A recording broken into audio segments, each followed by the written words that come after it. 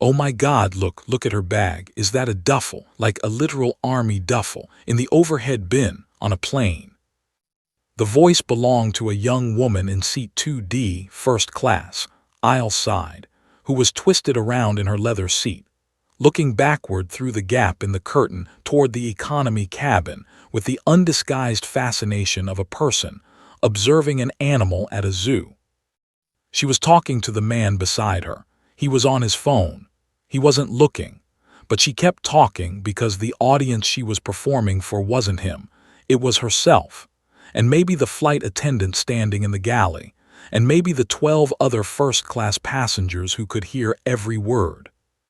And maybe, certainly, the woman in row 14 who was standing in the economy aisle, placing a worn olive-green duffel bag in the overhead bin, with the careful, deliberate movements of someone who had packed and unpacked that bag more times than most people had packed a lunch.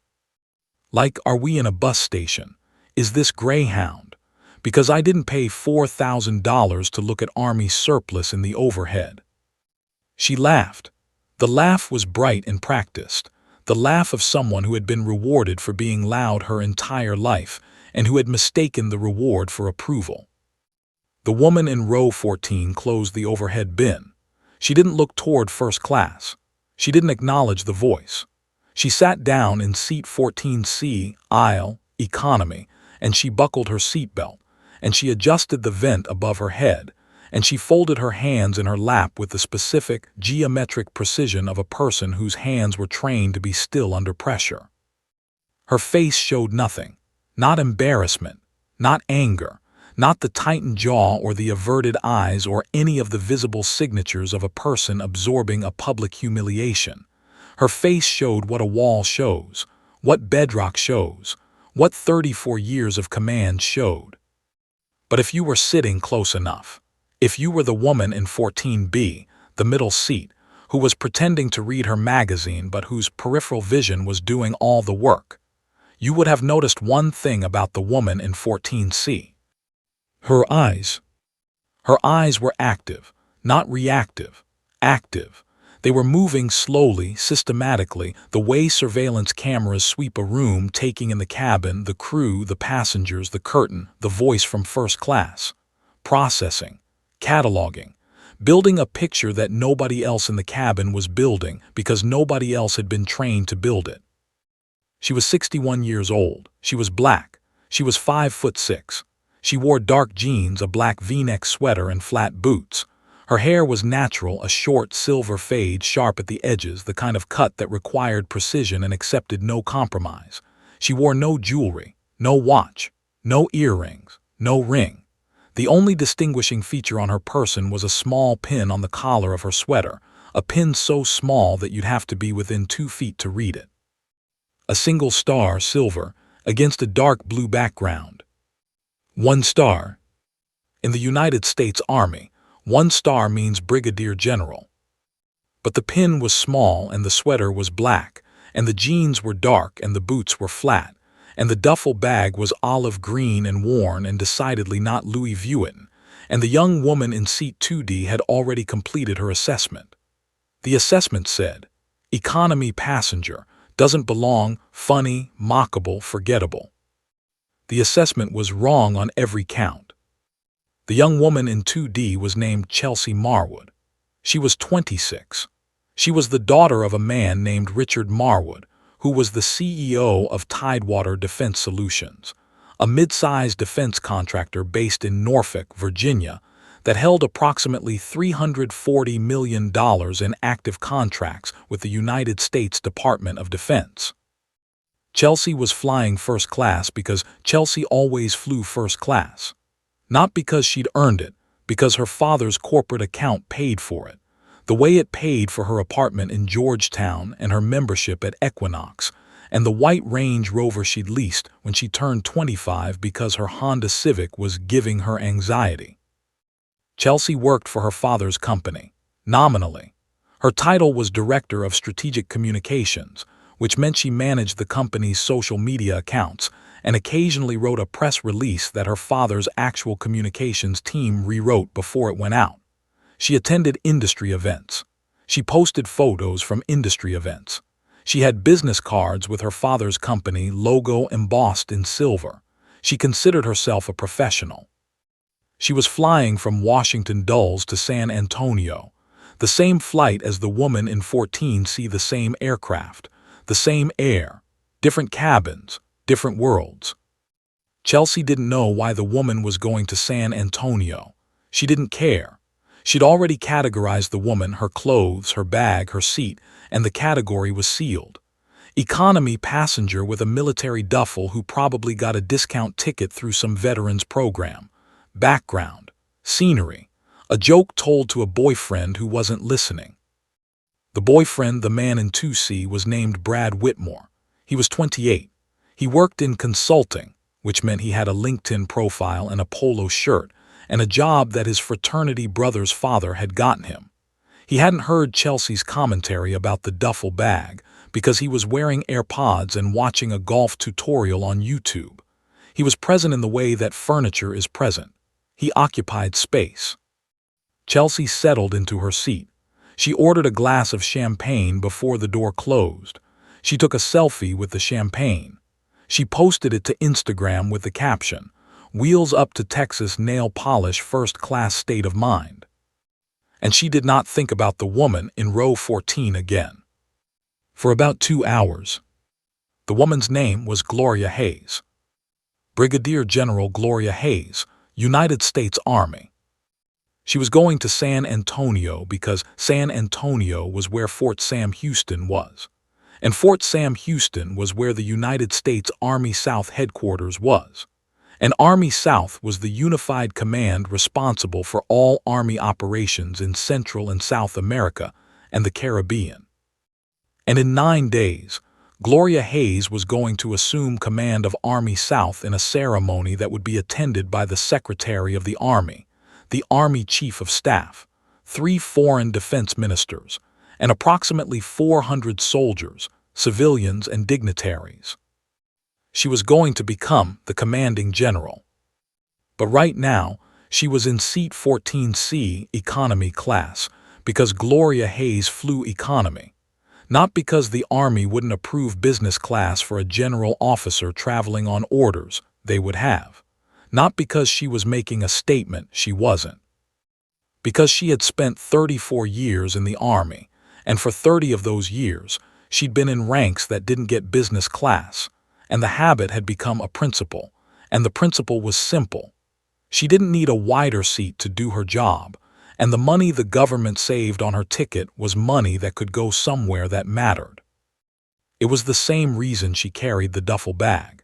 It was the same bag she'd been issued at Fort Jackson, South Carolina in 1990, when she was a 27-year-old second lieutenant who just completed officer candidate school.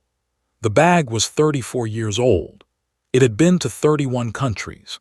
It had been loaded onto Black Hawks and C-130s and the back seats of armored Humvees and the overhead bins of commercial aircraft on 4 continents. It had a tear on the left side that she'd patched with olive drab tape in Kandahar in 2004. It had a faded ink stain on the bottom from a pen that had burst during a night jump at Fort Bragg in 1997. It was not Louis Vuitton. It was not Toomey. It was a duffel bag that had seen more of the world than Chelsea Marwood's Instagram account, and it was sitting in the overhead bin of row 14, and it was fine there. Gloria didn't think about the comment from first class. She'd heard it, her hearing was excellent, a fact that her soldiers had learned when they whispered things they didn't think she could catch, but she'd processed it and filed it in the place where she filed all ambient noise. Acknowledged, assessed, irrelevant. She took out a folder from her personal bag, not the duffel, a smaller bag stowed under the seat. The folder contained the command briefing for Army South, organizational structure, personnel strength, ongoing operations, theater security cooperation activities, upcoming exercises, budget allocations, and risk assessments. 47 pages. She'd read it twice already. She was reading it a third time because the third read was where she found the questions. The first read was for comprehension. The second was for analysis. The third was for gaps, the things the briefing didn't say, the omissions. The places where the data was too smooth, too clean, too carefully curated to present a picture without blemishes. Those smooth places were where the problems lived. Gloria had learned that in 34 years of leadership. The truth is rough. When the briefing is smooth, someone has sanded the truth down, and the sandpaper dust is in a pile somewhere, and your job is to find the pile. She was finding piles.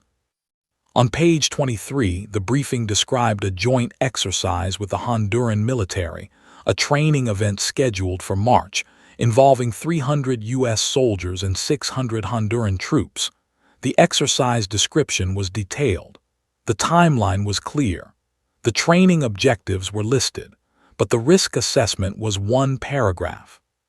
One paragraph for a 300-soldier exercise in a country with an active gang violence crisis, a fragile democratic transition, and a military establishment that had been accused of human rights violations by 3 separate international organizations in the past 18 months. One paragraph, smooth as glass. Gloria circled it with her pen. She wrote in the margin, "Who wrote this? What's the source data? What's the embassy's assessment?" She turned to page 31, a budget summary for the regional logistics hub in Soto Cano, Honduras. The numbers were clean, too clean. The maintenance line was flat, the same amount allocated for each quarter with no variance. In Gloria's experience, maintenance costs were never flat. Equipment broke at irregular intervals. Vehicles needed parts at unpredictable times. A flat maintenance line meant one of two things. Someone was averaging the numbers to hide spikes, or someone wasn't spending the maintenance money at all.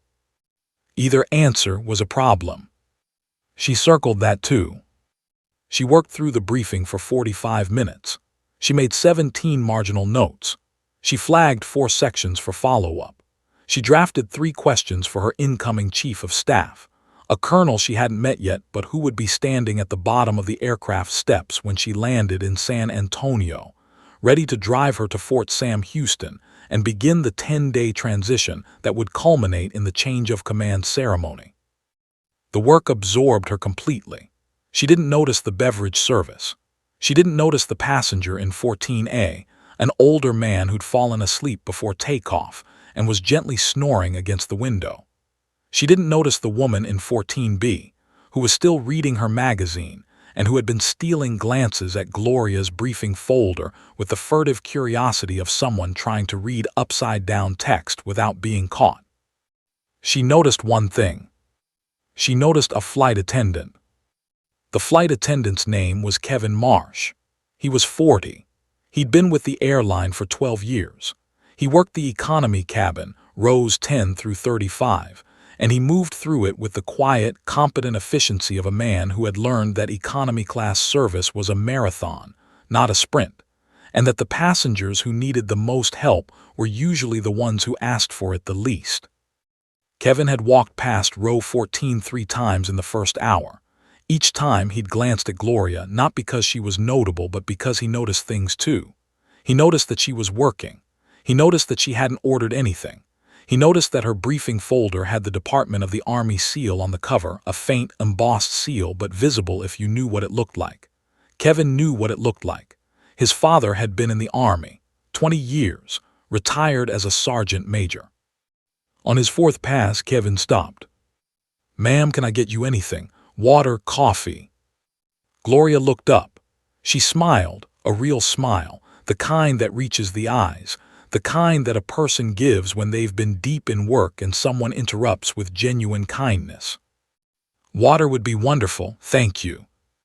"You got it," he paused. "Army briefing." She looked at him. The assessment was quick, not the 1-second sorting that Courtney and Renee and Chelsea performed, the one that categorized people by appearance. A different assessment. The assessment of a soldier reading a civilian and deciding how much to share. "Yes," she said. "My dad was Army, retired out of Fort Hood, Sergeant Major Marsh." "That's a good rank to retire at." "He thought so," Kevin grinned. "I'll get your water." He walked toward the galley, and as he passed the curtain between economy and first class, he heard Chelsea Marwood's voice. Chelsea was on her second glass of champagne. She was talking to the flight attendant assigned to the first-class cabin, a woman named Lisa, and she was not talking quietly. "So I'm at this defense industry thing last month, my dad's company, Tidewater Defense Solutions. You've probably heard of it, and there's this general or whatever, and he's like totally normal looking. Like you'd never know. He was wearing a polo shirt. A polo shirt. Like if you're a general, shouldn't you be like in uniform all the time, with the medals, like make an effort?" Lisa smiled the service smile, the smile that says nothing and means less. "And then there's like the people in economy." Chelsea gestured vaguely toward the curtain. "Did you see the woman with the army bag, like the actual duffel bag? I can't.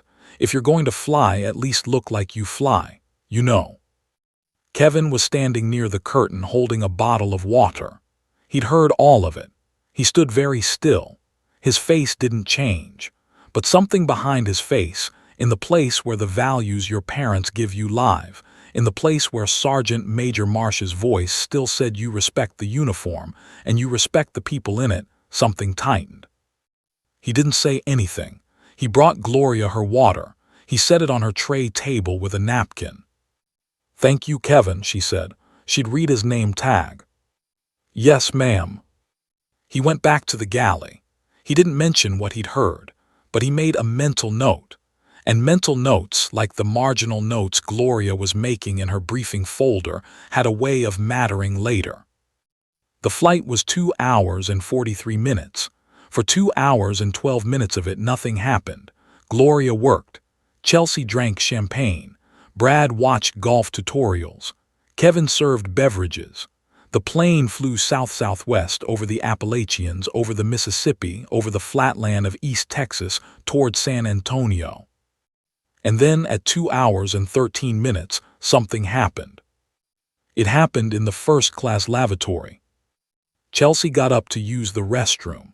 She'd had 3 glasses of champagne by this point, not enough to be visibly drunk, but enough to loosen whatever minimal filter existed between her thoughts and her mouth. She walked to the first-class lavatory at the front of the cabin.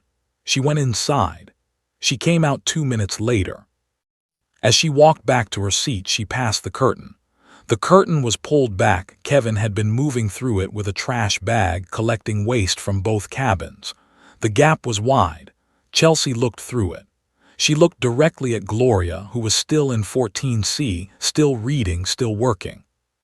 And Chelsea said, not to anyone in particular, but at a volume that the passengers in the first 3 rows of economy could hear, "Girl needs an upgrade, and I don't mean the seat." She said it with a small, performative sigh, the sigh of a person who considers herself witty, the sigh that expects a laugh. Nobody laughed, but nobody said anything either.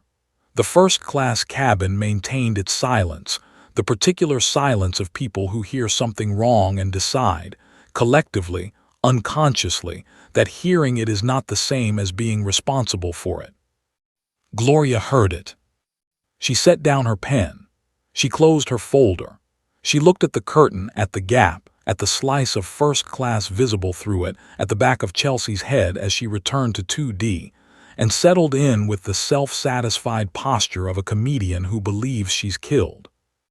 Gloria's expression didn't change, but something in her eyes shifted, a focusing, a narrowing, the adjustment that happens when a person who has been tolerating something stops tolerating it, not because they've lost patience, because they've gathered enough data. She opened her personal bag. She took out a small notebook, not the Army briefing folder, a personal notebook, black cover, spiral-bound. She wrote 3 things. The time. The seat number 2D. The words, "Girl needs an upgrade, and I don't mean the seat." Exact quotation, time-stamped, recorded. She put the notebook away. She reopened her briefing folder. She went back to page 31 and the flat maintenance line. She didn't say a word.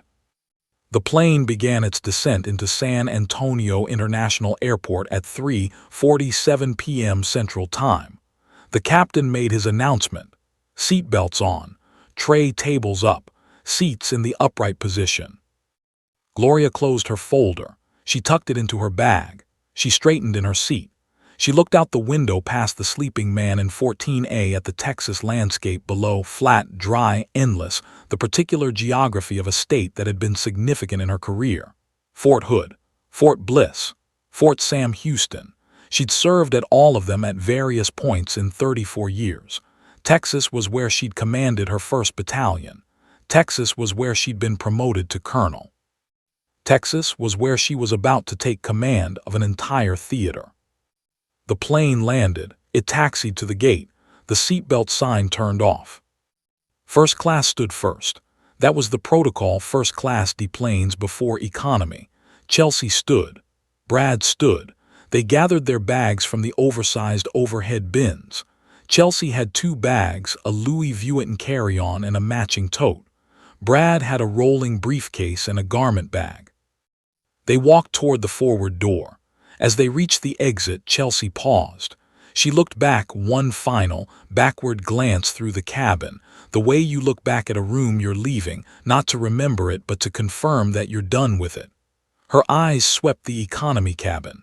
They passed over Gloria without stopping. Then Chelsea walked off the plane.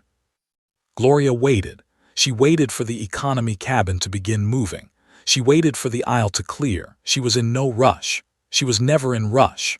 Rushing was a habit she'd broken in her 30s when a mentor, a colonel named Diane Pollard, one of the first black women to command a brigade in the Army, had told her, "The people who rush are the people who are afraid they'll be left behind.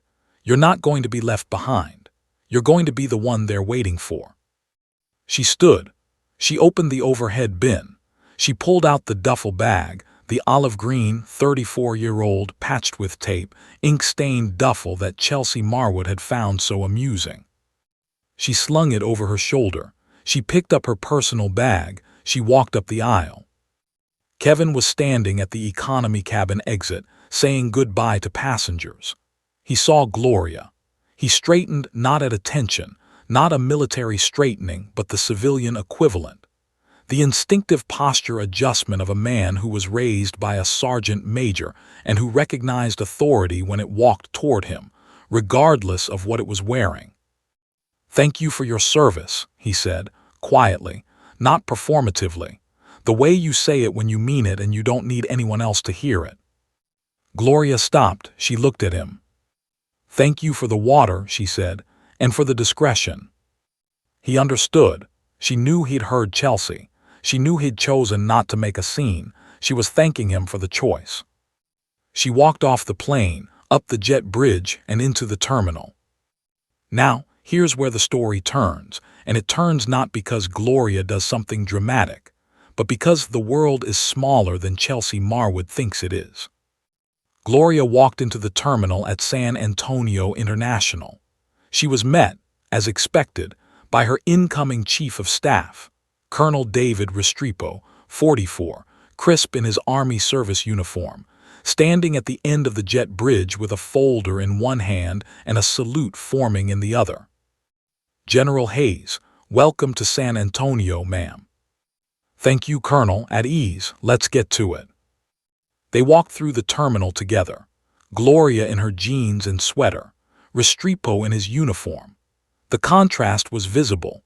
A civilian-looking woman and a uniformed officer walking side by side with the particular synchrony of a military pair, matching pace, the officer deferring position to the general setting the direction. People looked. A few people always looked when a colonel walked through an airport with someone who appeared to be a civilian but whom the colonel was treating like a superior.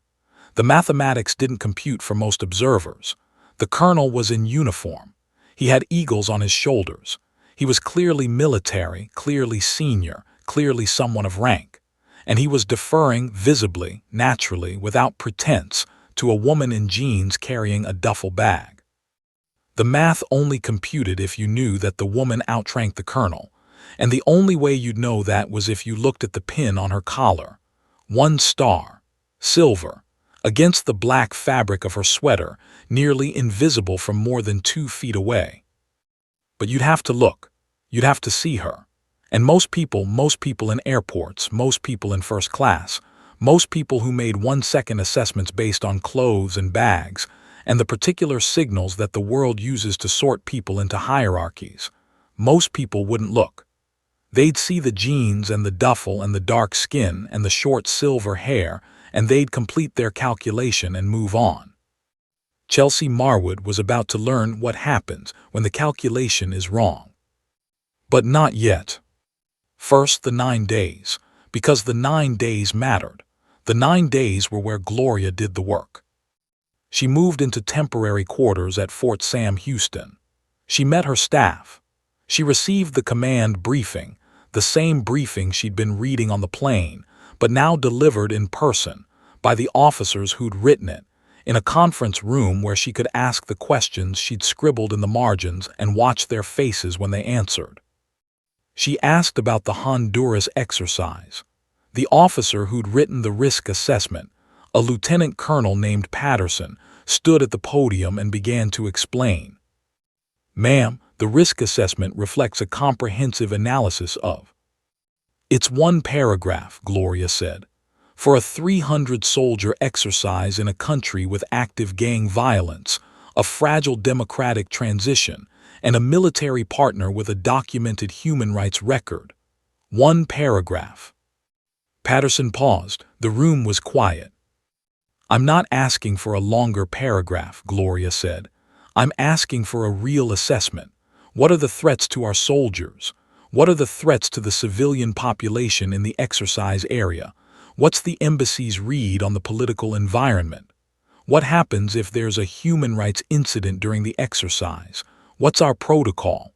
What's our off-ramp?" Patterson didn't have answers.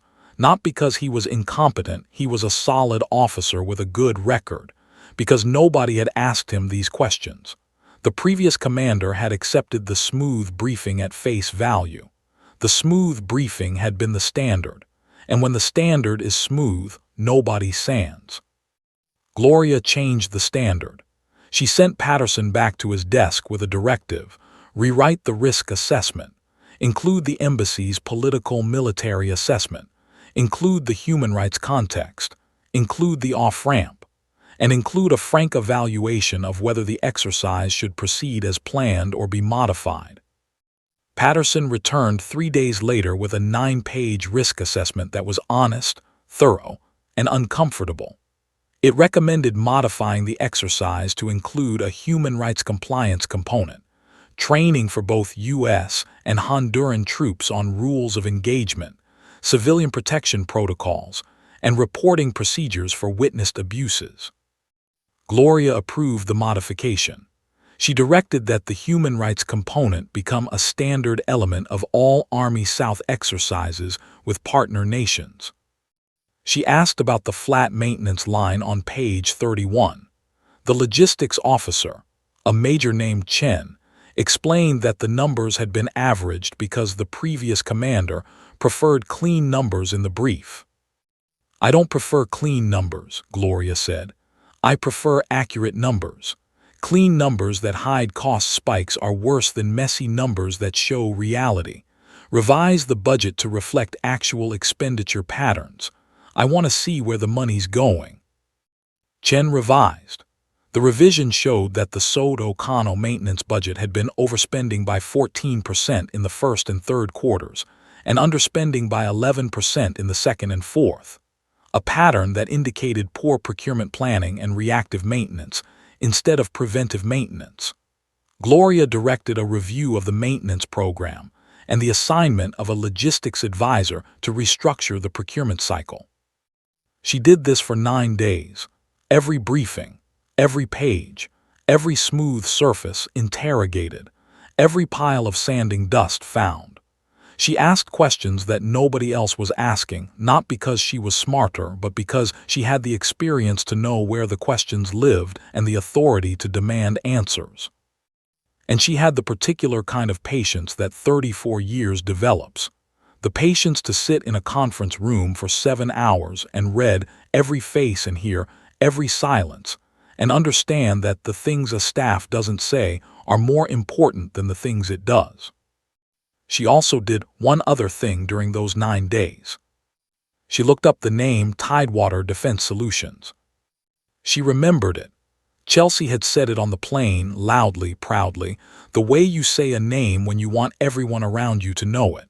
My dad's company, Tidewater Defense Solutions, you've probably heard of it. Gloria hadn't heard of it, not by name, but when she looked it up she recognized the contracts. Tidewater held 3 active contracts with Army South: logistics support, maintenance services, and base operations support at Soto Cano Air Base in Honduras. Total value, $47 million. The same Soto Cano where the maintenance budget was flat, and the numbers were averaged, and the procurement cycle was broken. Gloria noted the connection. She didn't act on it. There was nothing to act on, not yet. A contractor holding contracts in her area of responsibility was not unusual.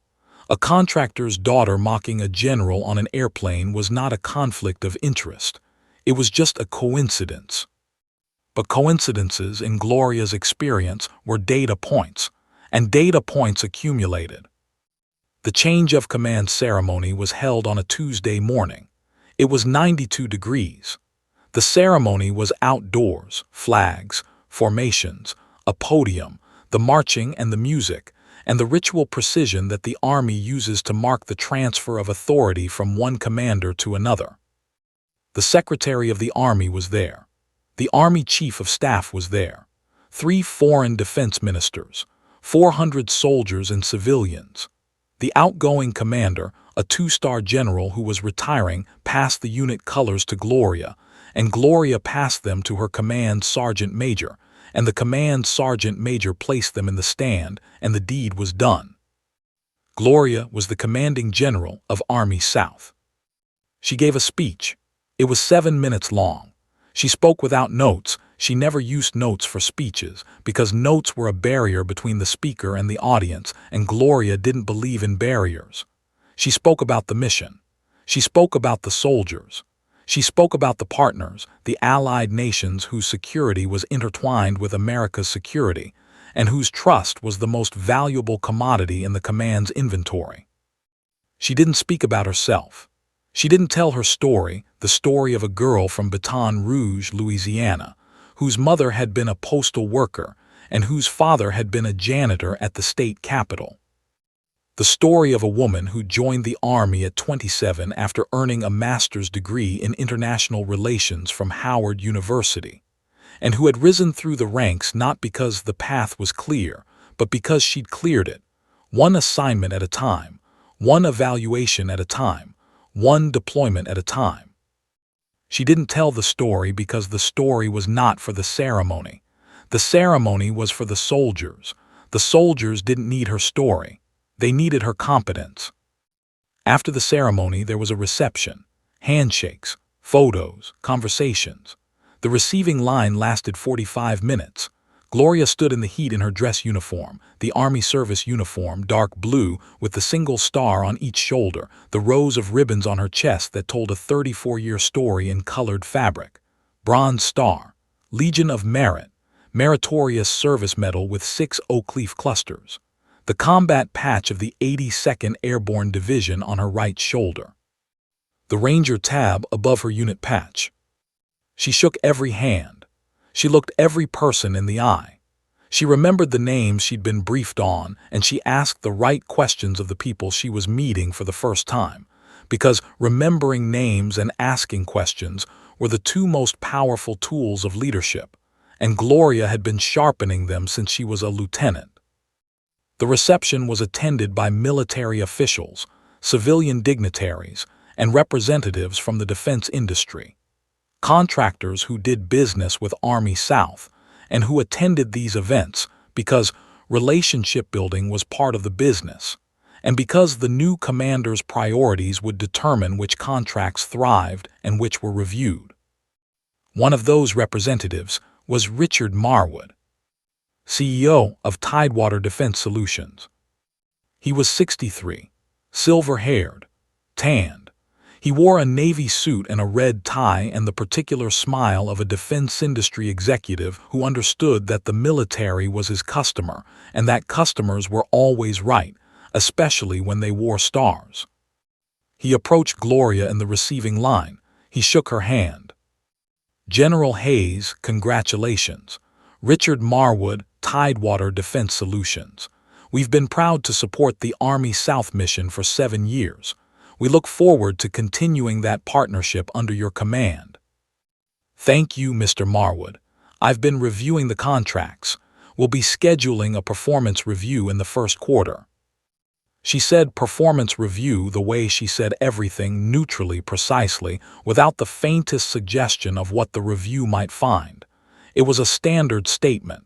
Every new commander reviewed the contracts. It was due diligence. It meant nothing. Or it meant everything. It depended on what the review found. Richard smiled.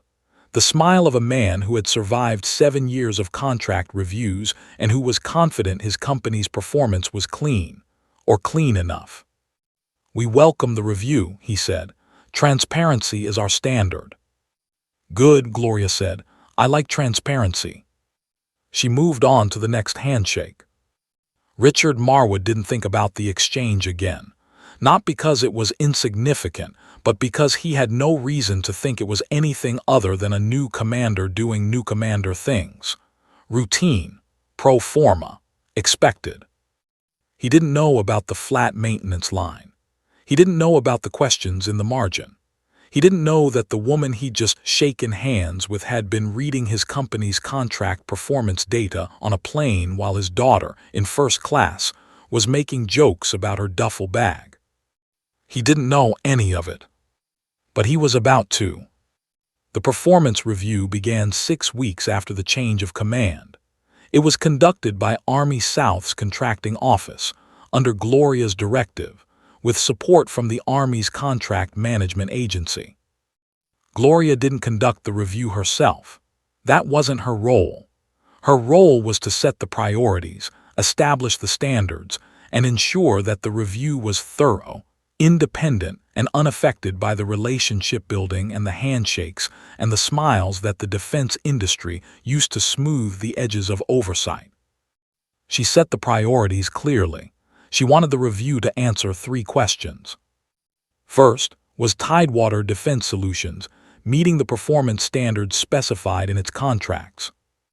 Second, was the maintenance budget at Soto Kano, the budget that appeared flat in the briefing, being spent on actual maintenance, or was money being allocated, billed, and not expended? Third, was Tidewater's base operations support at Soto Kano meeting the quality standards required by the contract, or had those standards drifted over 7 years of incumbency? She didn't tell the reviewers what she suspected. She told them what to look for. The difference mattered. Suspicion was bias. Questions were due diligence. The review took 3 months. What it found was not dramatic. It was not a scandal. It was not a front-page story or a congressional investigation or a criminal referral. It was something quieter and, in the world of defense contracting, more common and more corrosive. It was drift. Tidewater's performance had been adequate in the first 2 years of its contracts. The performance metrics were met. The maintenance was done. The base operations support was delivered to standard. The first 2 years were clean. But over the next 5 years, the performance had degraded. Not catastrophically, gradually. The drift was measured in percentages and timelines. Maintenance response times had increased by 23%. Preventive maintenance schedules were being met 71% of the time, against a contract requirement of 95%. The base operations support was hitting its targets on paper. The reports looked clean. The numbers looked smooth. But the underlying data showed a different picture. The facilities at Soto Kano were deteriorating. Barracks maintenance was behind schedule. HVAC systems were failing at a rate that suggested deferred upkeep. Vehicle maintenance was reactive, fixing things when they broke instead of maintaining them so they didn't break. And the billing was current. Every month, Tidewater billed the full contract amount. Every month, the invoices were paid. The money was flowing. But the work the money was supposed to fund was not being done at the level the money required. This was not fraud, not technically. Fraud requires intent, the deliberate submission of false claims. What Tidewater was doing was more subtle. They were billing to the contract and performing below the contract. They were collecting the full price and delivering 80% of the product. The difference, the 20% gap between what was paid for and what was delivered, was profit, not line-item profit, drift profit. The kind of profit that accumulates when oversight is lax and performance standards are met on paper, and nobody looks at the actual condition of the barracks, or counts the actual hours of preventive maintenance or checks whether the HVAC system in Building 7 has been serviced this quarter, or just checked off on a spreadsheet.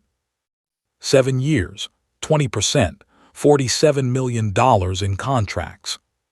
Do the math. Gloria read the review. She read every page. She made 11 marginal notes. She convened a meeting with her contracting officer, her legal advisor, and the Army South Inspector General. The performance is below standard, she said. The billing is at standard. That's a gap. I want corrective action, and I want the corrective action plan to come from Tidewater, not from us. They know what they're supposed to be doing. I want them to tell me why they're not doing it and how they're going to fix it. The corrective action notice was sent to Tidewater Defense Solutions the following week. It was a formal document, the kind that defense contractors dread, because it starts a clock. A corrective action notice gives the contractor a specified period to address the deficiencies. If the deficiencies aren't addressed, the next step is a cure notice, and after the cure notice comes termination.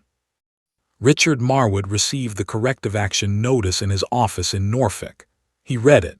He called his VP of operations. He called his general counsel. He called his program manager at Soto Kano. And then he did something that defense industry executives do when they receive corrective action notices from military commands. He tried to go around it. He called a contact at the Pentagon, a deputy assistant secretary of defense he'd known for 10 years, a man who attended the same golf club and whose wife served on the same charity board as Richard's wife.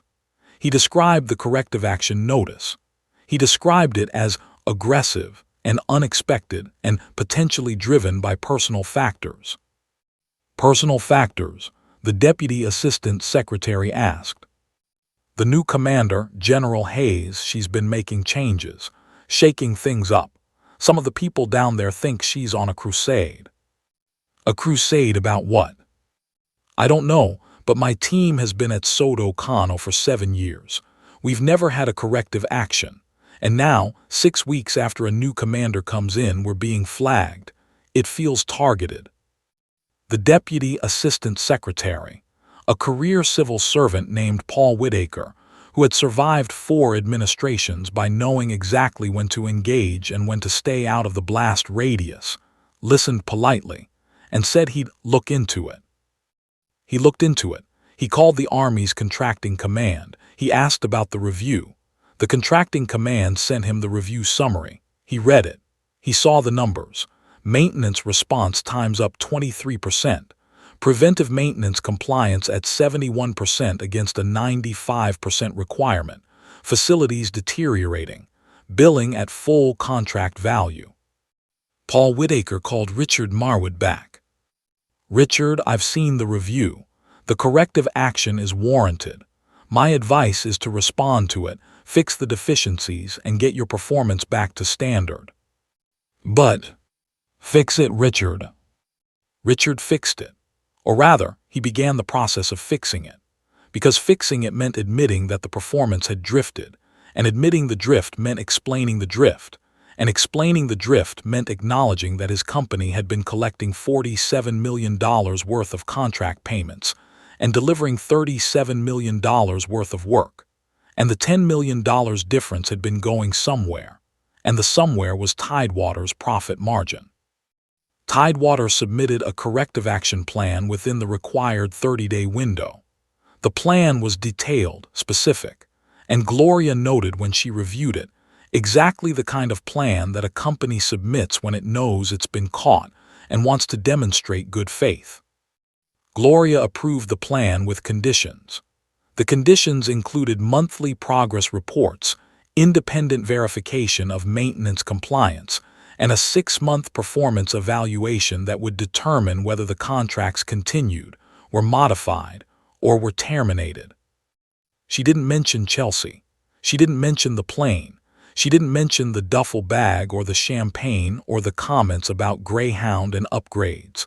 None of that was in the review. None of it was in the corrective action.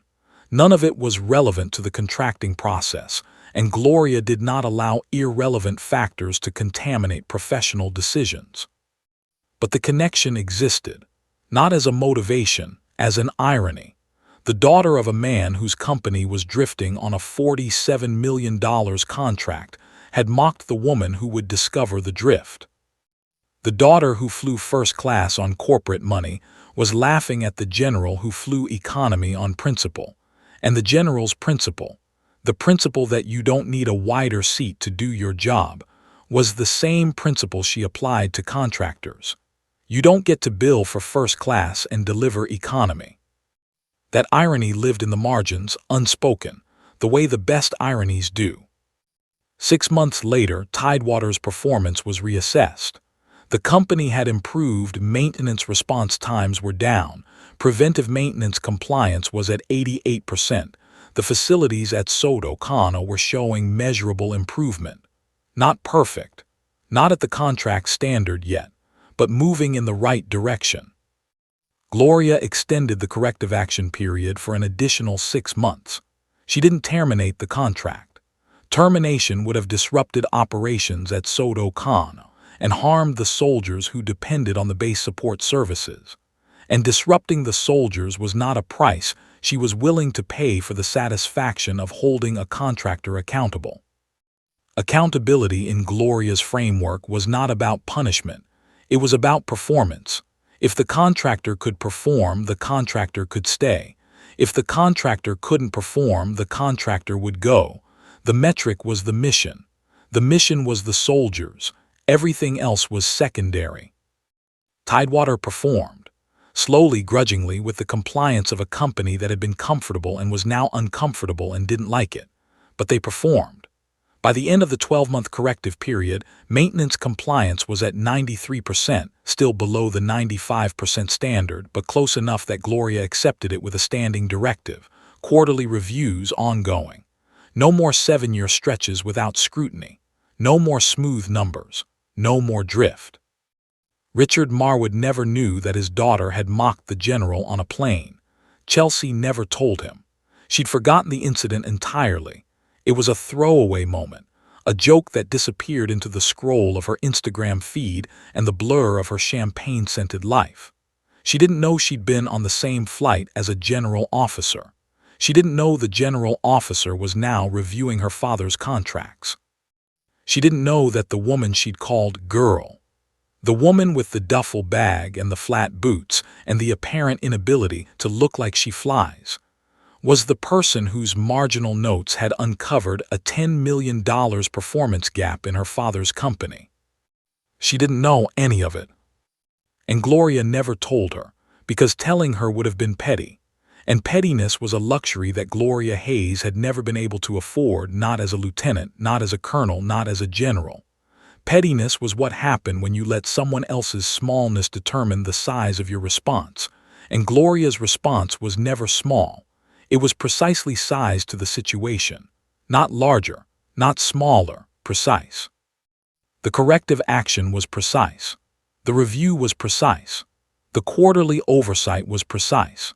The improvement in conditions at Soto Kano, the barracks that were repaired, the HVAC systems that were maintained, the vehicles that were serviced before they broke instead of after, that improvement was precise, and it was real, and it was felt by the soldiers who lived and worked on that base. Those soldiers didn't know about the plane either. They didn't know about Chelsea or the champagne or the comment about Greyhound. They knew that the new commander had arrived and that things had gotten better. The maintenance was faster. The facilities were cleaner. The base worked the way a base was supposed to work. They knew that someone was paying attention.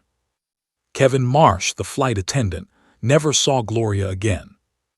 He didn't know who she was until 7 months after the flight, when he was scrolling through a news article about Army South's new partnership with the Honduran military on a human rights training initiative.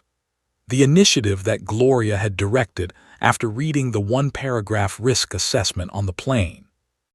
The article included a photo of the commanding general, Gloria Hayes, in her dress uniform, 1 star on each shoulder, standing at a podium at Soto Cano Air Base. Kevin looked at the photo, he looked at the face, he set down his phone. "I gave her water," he said, to no one, to himself, to the memory of his father, the sergeant major, who had told him to respect the uniform and the people in it. "I gave a general officer a water on a plane, and she said thank you." He smiled, not because the rank impressed him, because the humility did. A general officer in economy class, carrying a 34-year-old duffel bag, reading a briefing folder, and saying thank you for a bottle of water. That was the kind of officer his father would have followed. The kind who didn't need the wider seat. The kind who did the work regardless of the cabin. Kevin never forgot it. It became one of those stories he told, not to brag, not to name drop, but to illustrate something he believed about people and power and the difference between the two. Some people have power and need you to see it. They need the first-class seat and the designer bag and the volume. They need you to know who they are before they've done anything worth knowing. And some people have power and carry it like a duffel bag, worn, functional, unassuming, loaded with everything that matters and nothing that doesn't. Kevin told that story for years. He told it to crew members. He told it to passengers who asked about interesting flights. He told it to his kids. He never told it to Chelsea Marwood because Chelsea Marwood never flew his section. She was always in first class, and first class wasn't Kevin's cabin. His cabin was economy, where the generals sat. There's something I want to leave you with, not a lesson, not a moral, an observation. The distance between first class and economy on that airplane was 8 feet. A curtain and 8 feet of aisle. Chelsea Marwood sat on one side and Gloria Hayes sat on the other, and between them was a piece of fabric that one of them thought was a wall. Chelsea looked through that curtain and saw a woman with a duffel bag. She saw economy. She saw less than. She saw a joke. Gloria looked through that curtain and saw nothing. She wasn't looking at the curtain. She was looking at a briefing folder. She was looking at a flat maintenance line and a one-paragraph risk assessment, and the questions that nobody was asking, and the answers that nobody was giving, and the soldiers at the end of the supply chain who lived with the consequences of drift. She was doing the work. The curtain was irrelevant to her. The seat was irrelevant. The champagne and the Louis Vuitton and the Instagram selfie and the $4,000 ticket, all of it was irrelevant. Because Gloria Hayes didn't measure her value by where she sat. She measured it by what she did. And what she did, the marginal notes, the hard questions, the corrective action, the quarterly reviews, the human rights training initiative, the soldiers in better barracks with working HVAC and maintained vehicles. What she did mattered more than any seat assignment on any aircraft in the world. Chelsea Marwood was flying first class on her father's money. Gloria Hayes was flying economy on her own principle. And the principle was this: you don't need people to see your power. You need your power to produce results. And results don't care what cabin you're in. That's quiet competence. It's not the absence of power. It's the most efficient use of it. It's the refusal to perform what you can simply do. It's the understanding that a duffel bag carries the same clothes as a Louis Vuitton roller, and that the person who packed it at Fort Jackson in 1990 has been carrying more weight than a 26-year-old in seat 2D could imagine, and carrying it further, and carrying it longer, and setting it down only when the work is done. The work is never done. Gloria knows that. She's always known it.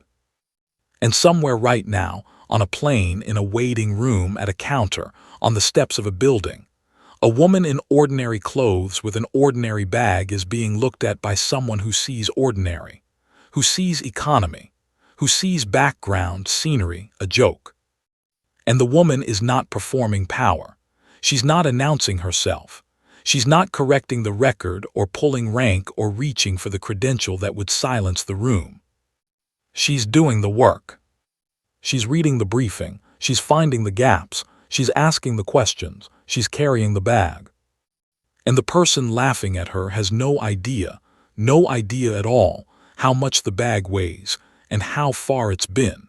And what happens when the person carrying it finally sets it down and opens it up? What's inside isn't clothes. It's 34 years. And it's about to matter.